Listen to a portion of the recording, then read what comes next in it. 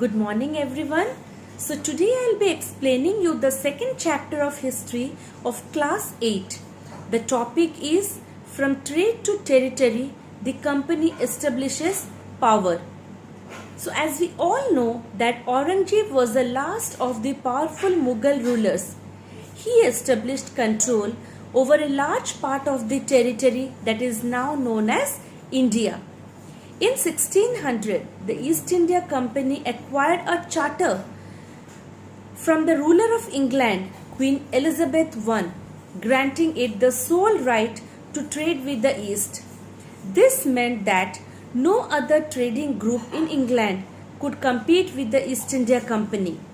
The mercantile trading companies in those days made profit primarily by excluding competition so that they could buy cheap and sell dear.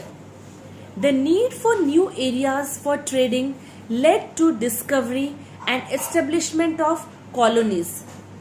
Now children, can you say me who discovered the sea route to India? Yes, it is Vasco da Gama. So Vasco da Gama discovered the sea route to India in the year 1498. Now moving on to the next portion of the chapter, East India Company begins trade in Bengal. So the first English factory was set up on the banks of the river Hooghly in the year 1651. By the year 1696, it began building a fort around this settlement. They got zamindari rights over 3 villages including Kolkata. Farman of free trade was acquired from Aurangzeb for the company. The company officials were also carrying on their private trade. After the death of Aurangzeb, the Bengal Nawabs refused to grant concessions to the company. The company helped Sirajuddaullah's rivals like Mirzafar. Now children, let me explain you about the Battle of Plassey. The Battle of Plassey became famous because it was the first major victory the company won in India. The battle helped the company to seize the control of Bengal. Over the next 100 years, they seized control of the entire Indian subcontinent, Myanmar and Afghanistan. Now let me explain you how the company officials become Nawabs. Nawabs means the symbol of power and authority. It is a British word for the rich persons.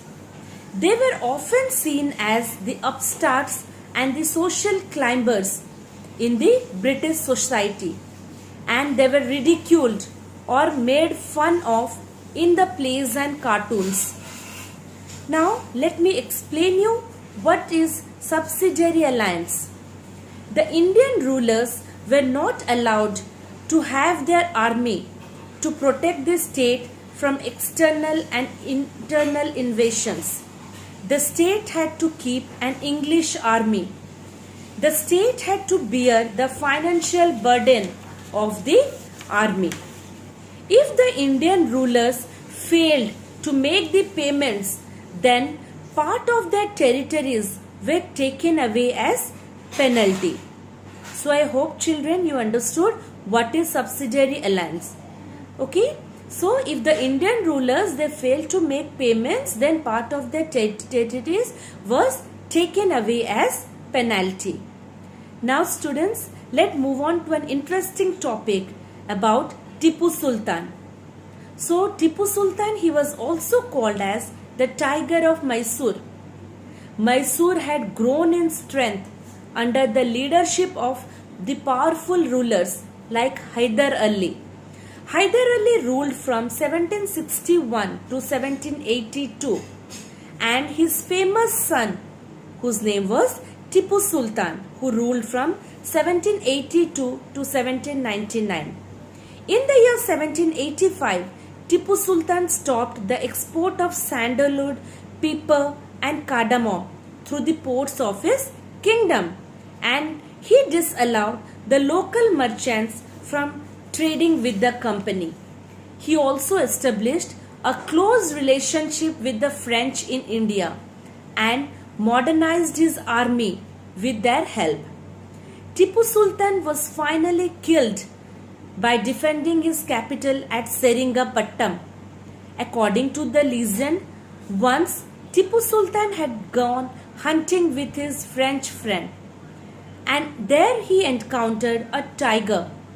His gun did not work at that time, and by his for his misfortune, or we can say that for his